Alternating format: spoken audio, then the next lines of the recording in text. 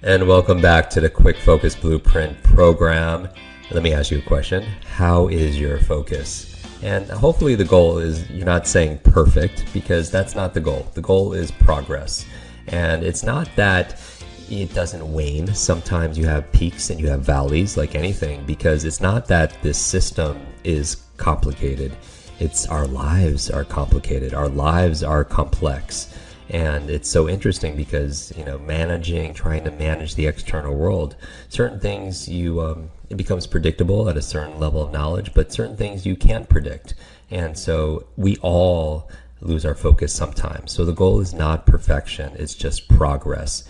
And in this session, it's a special session. We are going to do a two-part lesson, and we're going to talk about a huge, big distraction to your focus and productivity. For many of us, it is the big supervillain. It is a monster.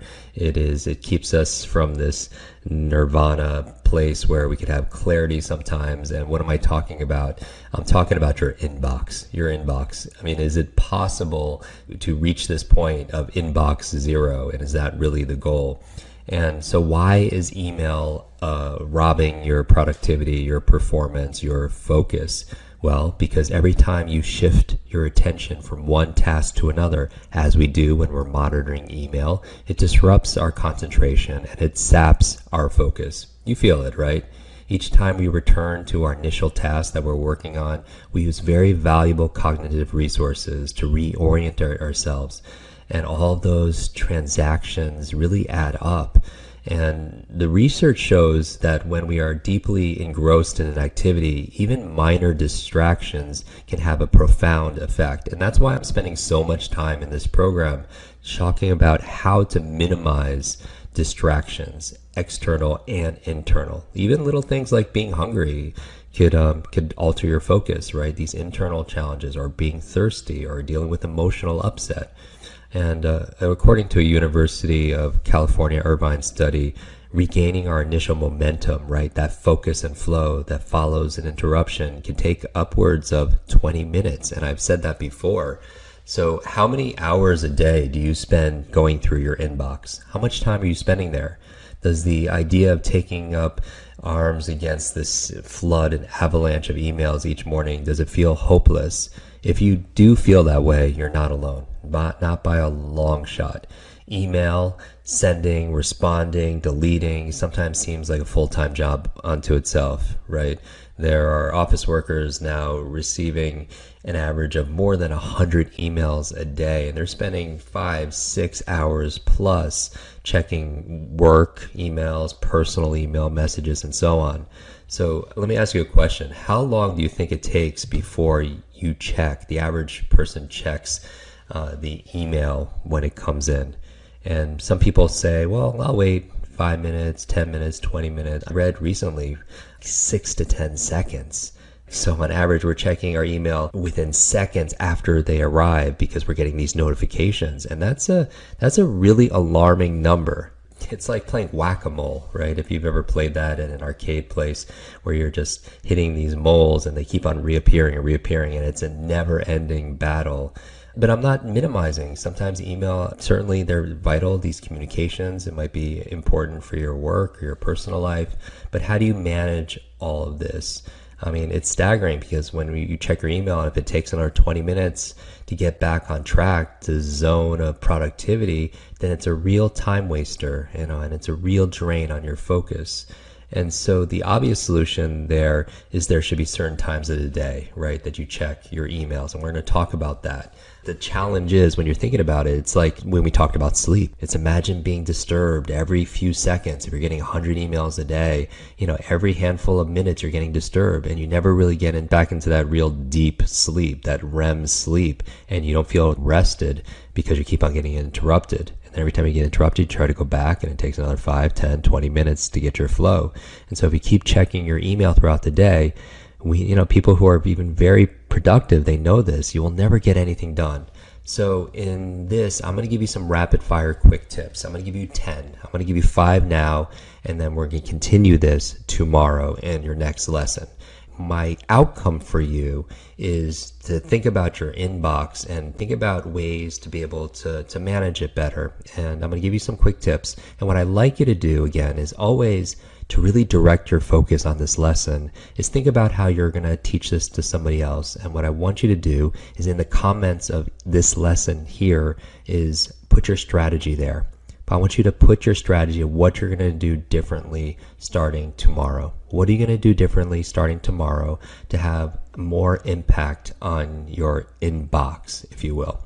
So number one, these are just my suggestions. I'm not saying you have to do every single one of them because I don't think everything works for everybody. So again, I give you enough options here to find the technique or the tip or the strategy, the 1, 2, or 3 that really will make a difference. But remember, just hearing this is not going to make a difference. You have to employ it. So again, listen with the intention of teaching it and applying it and leaving a comment on your new strategy of what you're going to start tomorrow. So my first suggestion on how to be able to manage your inbox for greater focus and not have it distract you is I check emails only after I've checked something off my to-do list. And this is something that works for me because as I mentioned about my morning routines and staying off my phone, I want to make sure that I have a win under my belt before I go into my inbox, if you will. And it depends really because I found success by checking, my messages only after I've gone through at least one task or maybe two.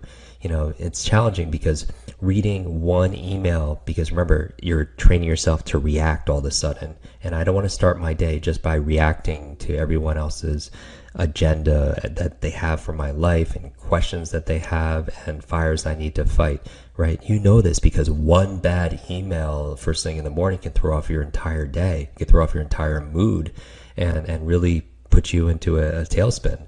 And so what I would say is get a win under your belt first and check off something on your to-do list. The second thing I would do to be able to maximize and optimize your focus when it comes to this distraction called your inbox is to turn off email notifications. And I kind of alluded to this already, right? According to psychologists, email notifications can easily become a toxic source of stress. It leads to individuals constantly checking, and they're addicted to checking their email, reading their messages as soon as they come through, and they get alerts. And that's why I personally have opted to turn off my email notifications. So it's important to set boundaries. And when you set these boundaries, it allows you freedom to be able to flow into focus. Those interruptions are very damaging to your performance. They're very damaging to your productivity. And the research shows that each notification could throw us off a minute or more. And it could, again, take up to 20 minutes just to regain your productivity again. And so contrary to the way it feels, you don't need to see every single email, the instant that it comes in.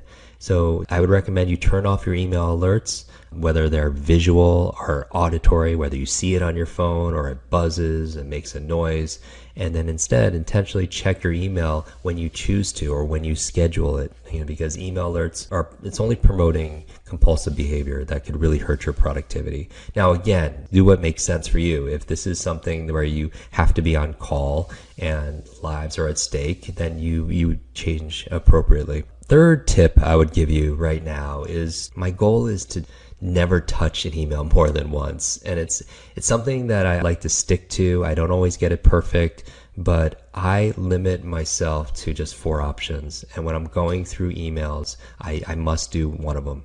I either read it, act on it, or I file it, or I delete it.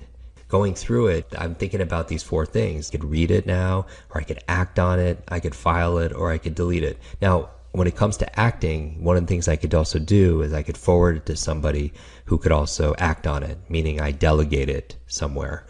And so my goal here is I don't want to keep a lot of emails in my inbox. I want to be able to just look at it once, ideally. And again, this is in a utopia. This is under perfect conditions.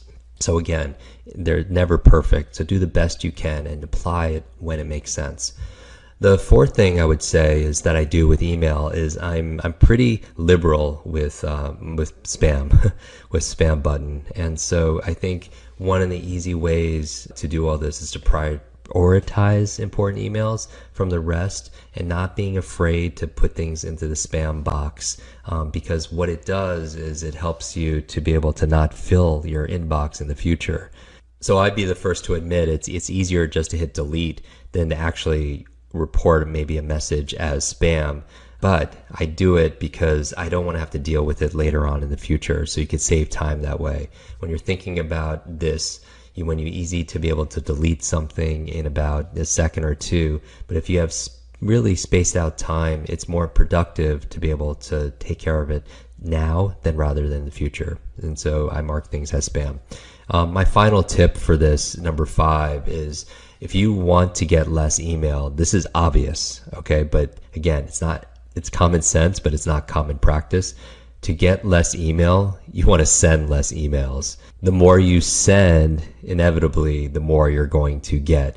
One of the most effective ways to really slim your inbox and to trim it, if you will, is to send fewer emails in the first place. So you could use a folder system to organize your inboxes and scheduling tools, right? There's a lot of apps and a lot of software that's actually designed to help you be more productive. Tools like Boomerang, right?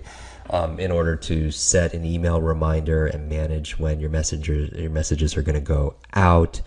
Other people say that they're very diligent about taking the time to unsubscribe from mass email lists, or you could use tools. There's a tool online called Unroll.me. So there are a lot of ways you could leverage yourself using technology. For my team, we don't use emails back and forth anymore. We use platforms like Slack, which has significantly allowed us to cut back from all the extra bombardment of emails that go back and forth. And I like it because it organizes our communications in channels, and it can give priorities to the emails that we actually do send. And we train our teams to do that also as well. And I know some high performers also recommend tools for diverting conversations away from their inbox. They'll keep things to very tight meetings, like on Zoom, for example, to project management platforms like Trello.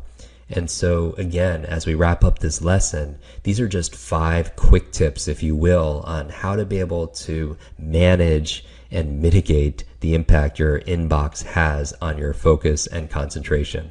So we are going to continue this conversation tomorrow, and I'm going to give you tips 6 through 10 on how to be able to play with your inbox in a way that really promotes efficiency and productivity, and also more of a peace of mind. But what you're going to do right now in terms of your homework is go to the comment section and please share either your big aha or the one thing you're going to try differently. Either one of these 5 things, or if I sparked a new idea for you just because we're having the conversation, then put that. Remember, when we're talking about notes, there's note taking and then also note making. So you could capture this information and put it in the comments, or you could also create something brand new. So maybe if we sparked a new idea for you, put that down in the comments below. What are you going to do differently tomorrow with your inbox or your emails, if you will, to be able to have greater power, greater levels of clarity, and greater levels of focus? I'll see you tomorrow.